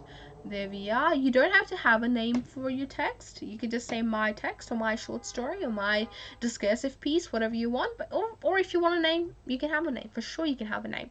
So let's have a look here at assessing and justifying. So the Jungle Nocturne is a creative response that successfully illustrates how, at the end of the day, the greatest change comes from a change in thought. So key here, sell your work successfully. Okay. Set during the Harlem Renaissance, my short stories are narrated from the perspective of Elle, an African-American woman who experiences a significant shift in her views. So give a bit of context, like show the market that you've planned it out, that you've thought about the setting, you've thought about the context, you've thought about the purpose, that you've researched, right? Supporting my endeavors in revealing this change and its impact on the protagonist are salient language forms and features. That is so important. Greatly influenced from Kate Chopin's novel, The Awakening. So it's so important that you link back to how you use your prescribed text as a as a inspiration for your own writing. So I think one thing I'll say is, with creative writing, same thing with the essays. I recommend not to memorize pieces. I recommend to know your pieces really well, sort of have ideas that you're comfortable writing with, and then to sort of answer the question. But at the same time, I think because I definitely know people who've done really, really well who have memorized their creatives, and that is because, so even if you memorize it, make sure that it fits the question.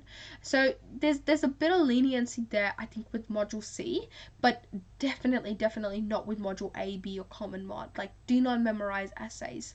Creative writing is still okay, because creative writing, like, you can change things. You can, like, or rather discursive writing too, like you're in a module C writing in general, you have more liberty, you have more freedom to be creative. With essays, you don't, right? The question, and with module C, the questions are generally a lot more broader. They give you more room for interpretation, creative and being creative.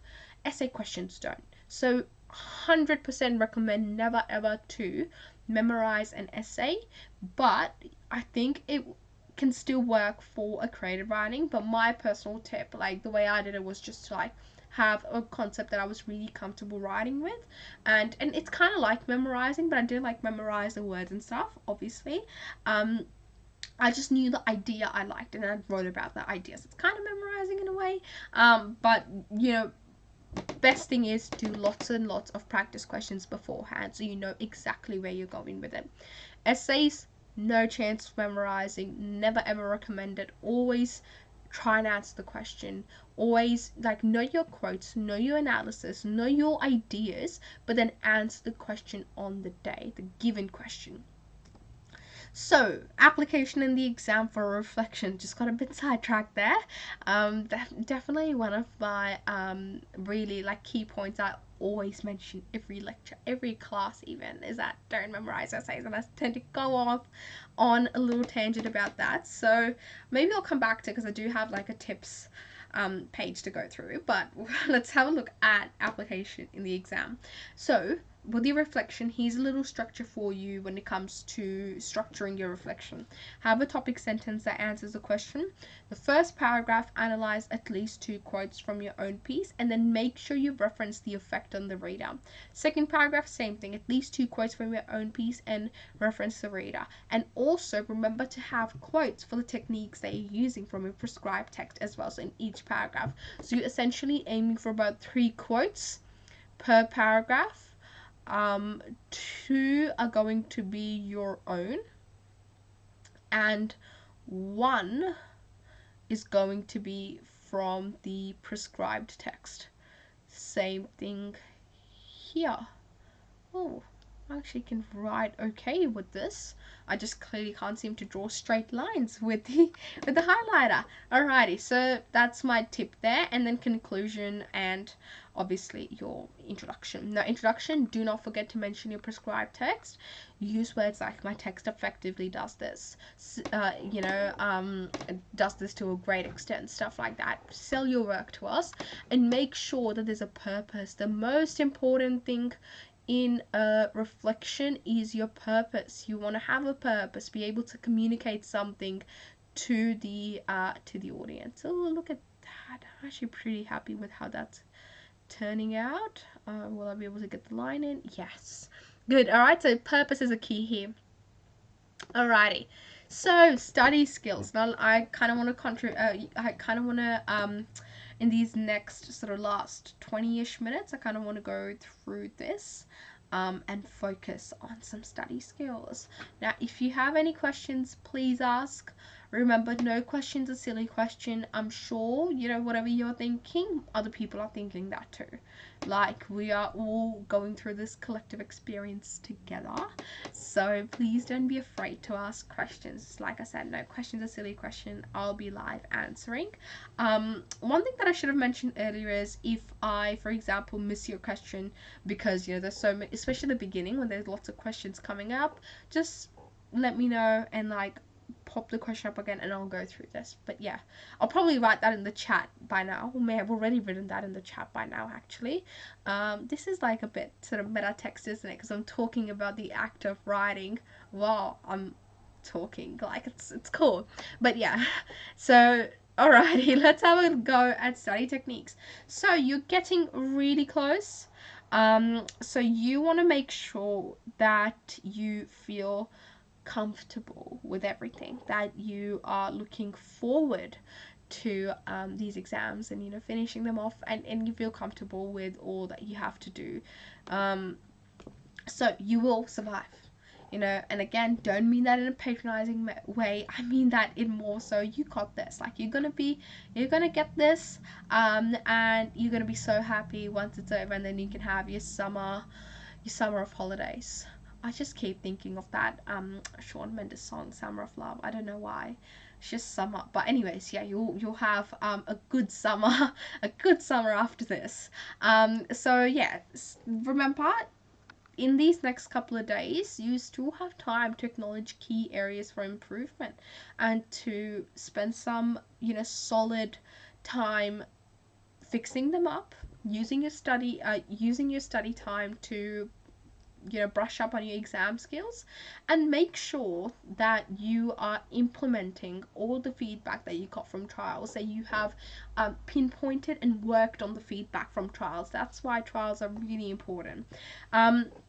So, 3 things that I've sort of noticed as a tutor and a student generally include that. Firstly, studying ineffectively, and that's definitely more as a student than as a tutor, but definitely, yeah, studying ineffectively. So what you want to do is make sure that you're studying in a way that works for you. Everyone is different, everyone studies differently, everyone works differently, so you are under no obligation to study a certain way. Study in a way that works for you. So that's the first thing. Secondly, poor time management in exams. This is, again, this probably both as a tutor and a student, actually. I was definitely writing over time. I'd always go a bit over time, so I definitely had to work a lot on that as a student. Yeah, so that one's, I think what's really important, I guess, when it comes to time management is that I think sorry, is that obviously you want to get everything in, but remember, quality over quantity. And one thing that you really want to make sure is that with band 6, if so, in the band 6 marking criteria, one of the key things, points there are that you've written a sustained essay, that the essay is sustained. It's a sustained response. Sustained means finished, and if you don't have a conclusion, it's not counted as it is not counted as sustained. So that means even if you just get in a 1-line conclusion, get that line in. Even if that means you have to you're writing the last line of the paragraph sorry. if you're writing the last line of the paragraph and you notice you're running out of time, the invigilator is going to say papers down any minute or whatever, and time's running out. Get in that last sentence, that conclusion. Don't worry about finishing the paragraph off if it's the last sentence. Just get in the conclusion, get in the one line conclusion first, and then go back if you've got more time to finish and finish off. So important to do that. And when it comes to practicing for time management, yeah, look, always quality over quantity. Think about that. Try and be disciplined and stick to your quotes and your analysis. Like, don't try and override. Also, another good way to practice is to practice, it's to sort of, this is a technique that I think it can work. It may not work. You can try it out. It works sometimes. It kind of worked for me, but it's still like practice with 10% less time than you have. So if you're gonna have 40 minutes for an essay, try and practice for 36 minutes, or try and write an essay in 38 minutes. And that's that way, if you're like consistently doing that, you know that on the day you'll be fine with the timing, or rather on the day you have a bit of buffer time in case you do have to, you know, like in case it takes you a bit longer than expected. Also remember, on the day you have that adrenaline rush. You'll feel like you want to finish everything off, so it will make you work faster, will make you work harder. But I think it's good to practice, like, you know, giving yourself 2 minutes less, so that if you're consistently writing within 38 minutes, you know that you'll have that 2 minute buffer time if you need it. Let's say you took 2 minutes to plan, and then you can still write in 30 minutes, you'll be done in the 40 minutes. And lack of confidence and clarity in exams. So hopefully today really helped you, especially with the essays. Like, it really helped you understand all the different elements you want to have. And obviously with Mod C as well, all the different elements you want to have for each module. Best way to gain confidence and to gain clarity is to do practice exams. Unfortunately, it is like the key way to do it. I wish I could tell you something different, something cool that you haven't heard before, but I can't. That's the best way to go when it comes to improving in English. So, studying not working for you, it's not your fault. We are all different, and if you sort of keep sticking to the same study habit that's not working for you, you're going to find yourself, not being motivated, or finding yourself, annoyed at yourself that why isn't it working for me? And I say that from experience, because I remember what worked for everyone else generally never worked for me. Like, I know people are big on timetables, and big on, like, yes, sticking to like that solid regime. I tried it, and it worked if I followed everything perfectly down to a T. But if there was any day that I missed something, or I started 5 minutes late, that would just completely throw me off. Like, I would just abandon the whole timetable that day, because I'm like, I was 5 minutes late, I can't go on. So, I sort of learned that just trying to sort of just discipline myself in that, and just like keep going back to that, wasn't working because of, time constraint and stuff. So instead, I switched to like doing to-do lists. Worked a lot better for me, gave me that flexibility. So try and make sure you find what works for you, and I'm hoping by now you already feel pretty confident with that. But even if there's some things that don't be afraid to try something new. Don't be afraid to like don't just keep sticking with the same methods if they're not working. And this is obviously really important for next year, for if you're going ahead and continuing with tertiary education. It can be really helpful. So most people generally tend to learn in a passive way. Well, the way we are taught to study really is through note taking. It's a passive way of study. That's the way we're taught. Make notes, make notes, make notes. Not the best way to study, because you sit there writing those notes down, and in the next minute it's like in I don't know, can't even say in through one eye, out through the other. No, but it's like in through one part of your brain and straight out through the other. So I recommend doing considering active study. So but if note taking does work for you, if it is good for you, if it's helping you, if it's worked for you so far, continue using it. There's no need to change just because I said so. Alright, so there's no need to change, but if it's not working for you, try something else. There are 7 different learning styles. So how can one work for everyone? So sometimes notes can feel like a crutch, right? And that's because they can sometimes waste precious time.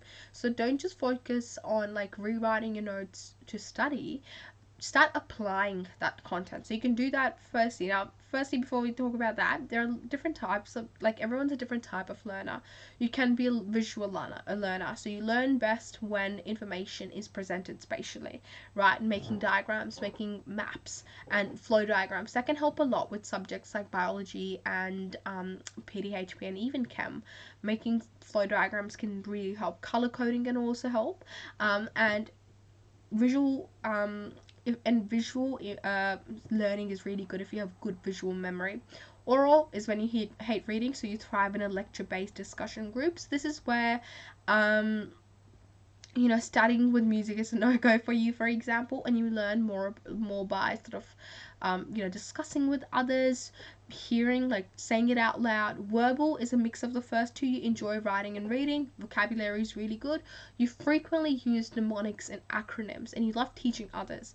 And teaching others is one of the best ways to learn. And even if you're not actually teaching someone else and there's no one in front of you, maybe put on turn on your camera, put on a video, and pretend you're teaching someone, and that can really help. That's something that definitely saved me with biology and PDHPE, was like pretending I was teaching others, like going through the content, explaining it. Then we've got, if you are a physical learner, you prefer hands-on learning, prac over theory, for example. Logical learner, so you like to make connections and group information together. Or if you're a social learner, if you'd like to study collaboratively in groups. Don't be afraid to don't be afraid to sort of learn in what is the best way for you for whatever learner you are. You don't have to just resort to note taking. So for English, this means things like practice essays, timed and close booked, closer to the exams. Compiling QTL tables. Again, QTL tables is something that worked really well for me for English, advanced, and extension. So a QTL table is basically a table. We've got a column for quotes, you've got a column for techniques, a column for effect, and then a column for link. And you basically go quote, technique, effect, link. And that way I know exactly what I'm supposed to talk about, and that goes straight into my essay. Brainstorming essay questions with friends can always help, like giving each other essay questions to write. Pretending or teaching others the links between your text and your rubric. That can be really helpful. And thinking like an examiner, like analyze past papers, look at and analyze your own writing, give yourself marks, but don't be like too harsh on yourself and be like, oh, this is useless, chuck this out the window. Not that kind of stuff. Be kind to yourself.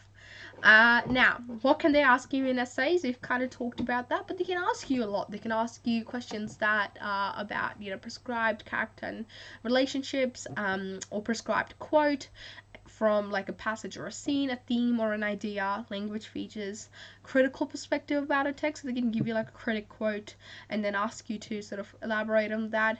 They can ask you about the enduring value or significance of a text.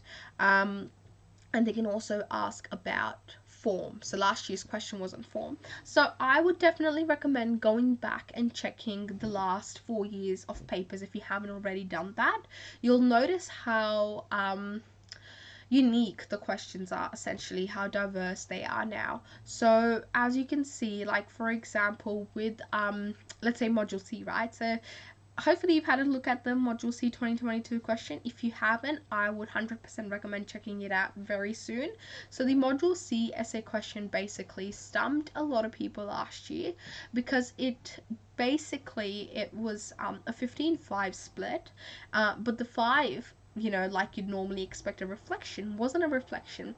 It was sort of in a module, it was sort of in a common module, like sort of a common module style question where they were like, they gave you a stimulus, and you had to write a 15 marker piece about like inspired by the stimulus, and then you had to consider, and I can't remember the exact verb they use, or evaluate how the stimulus used language features to to sort of display the, or rather to convey ideas about personal fulfillment. So it was very common module esque where it was like asking you to look at how it represents personal fulfillment and so on, and you had to like link back to like techniques in the text. So it was a 5 marker.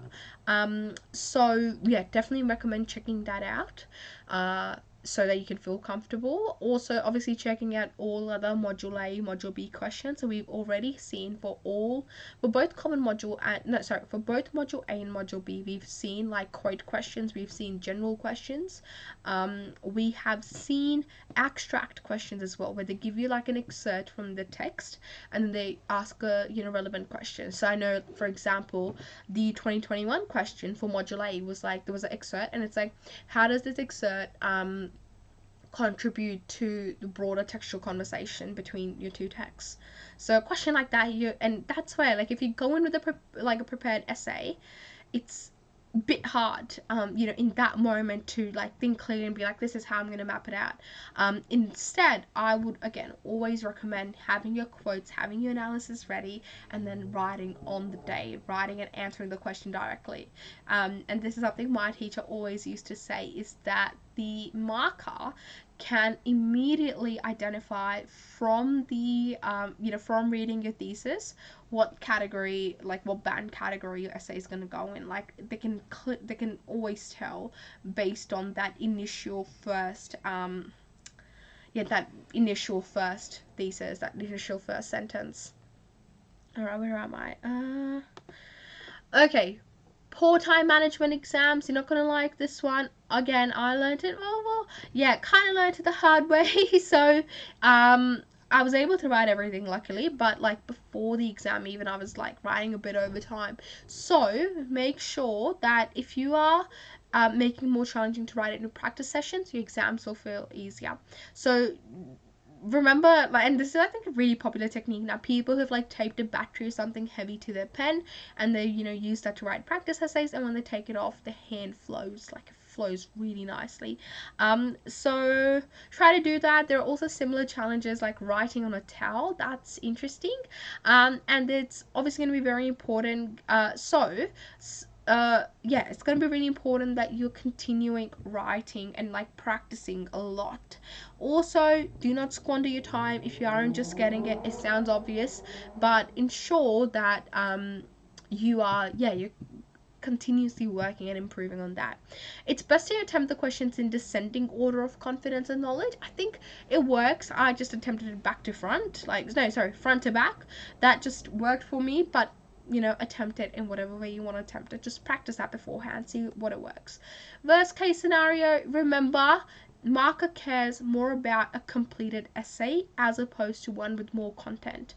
So remember, always quality over quantity. So finish the sentence you're on and then finish your conclusion if you're like running late. So just make sure, like, you're running out of time, rather. It's not like you're catching a train, so you're running late, running out of time. So make sure you get in that conclusion. Really important. Stress is totally normal. All right, use it in your use it to your advantage. So remember, it's really important that you are focused on making sure you're getting in your main ideas. So sometimes you can even get marked down for crossing too much stuff or adding too many asterisks, and this can be unfair, but they markers only tend to spend less than 5 minutes per response. So you want to make it easy for them to read it, have them in a good mood. And markers read it in like one go. They're reading a couple of because they're paid, I think, like based on how many papers they mark. So they're paid on the as many papers that they can get through. So even if you think you've explained the idea and you're like, okay, it makes sense, or it's like it's kind of linking back and you're like, it makes sense, if you've read the text, it would make sense. But markers, they're gonna read it, like, they just give it to them, make it so clear that they cannot miss it. That's the best way to work with this, is to make it so clear that they cannot miss it. So make those links between the question and your writing really, really clear. Plan. It's always good to take a minute or two to plan before you start writing, rather than to get halfway through and think, what am I writing about? It can happen, right? So make sure you think, you give yourself that minute, 2 minutes, even 3 minutes, even to think before you get started. Because if you start off with a good plan, you are going to go a long way. You're going to get everything done. But if you just, jump straight to it without thinking, without planning, and, yeah, that's not going to be very helpful. So, yeah. So, in a plan, think about the thesis. Think about how your themes are going to map out against the thesis. That's really important. And topic sentences as well. So that's topic sentences is basically seeing how your themes will map out against the thesis. Another tip, very obvious, but resist the urge to fall into stream of consciousness. So what that means is, just continue writing and writing. You get a point and you keep going. Be concise. Markers are looking for succinct, concise responses. So, try to end a sentence wherever you could. So that means not having super long sentences. So, I'm not saying to have like super short sentences either, but try and write, like, like normal sentences, not like super 3-4 lines long, because if you read it, like, you're lost by the end of the sentence with a long sentence. So make sure you're not waffling. Other tips to maintain clarity is that, once again, if you want to practice, write out your responses with inhumanely perfect clarity. You need to practice. If you must cross something out, put a line.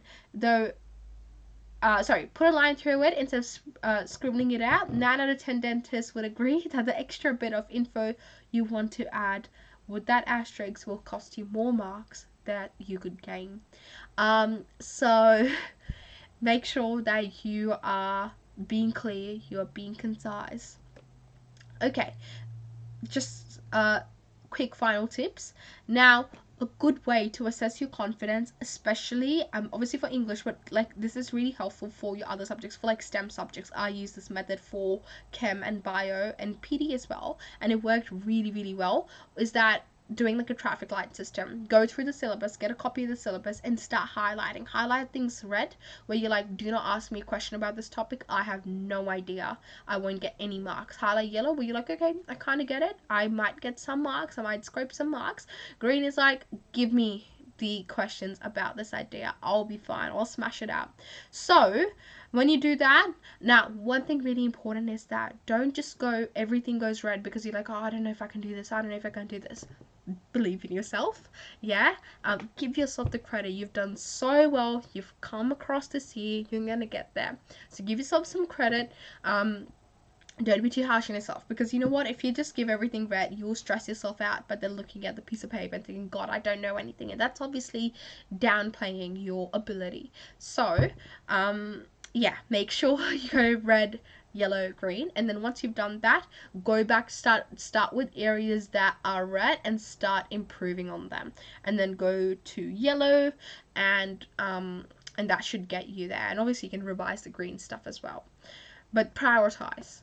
So still stressing, making lists. Lists are always a really good way, and reflecting on what you are doing every day, that can show you that you've actually done something, that you're not just, that you're doing something, that you're trying, and that's so important. Planning pre-HSC study is going to look different. Ask yourself, what's your optimal time to study? What commitments do you need to plan around? Make sure you've got stuff happening outside of the HSC. Make sure you exercise. You go out into nature. The weather's, summer, it's going to be lovely. Go out, look after yourselves. And by go out, I mean, like, go into nature, have a walk, not like party the night before the exam. Not the best way to go. And also night before night before the exam, I always like to not do work night before the exam, and I think that's what most people do, so not think about the exam the night before the exam. Don't try and cram in content night before. It's not going to help. Don't stay up late trying to cram in content. Go to bed on time night before. Even if you still feel like, oh, what am I going to do, just leave it. It's the next day. Just trust yourself now. Watch a movie, do something the night before. I always used to watch Young Sheldon night before, loved it. Yeah, sometimes I'd squeeze in like 2 episodes, but I'd go to bed on time still, you know, like 10 o'clock is pretty good. So yeah. What else do I have? Yeah, started by making a calendar, like put in the dates. And this is from one of our awesome tutors, Bella. It was her timetable, as you can see, it's so perfect. And so put in the dates, and then you'll see that there's freedom coming at you soon.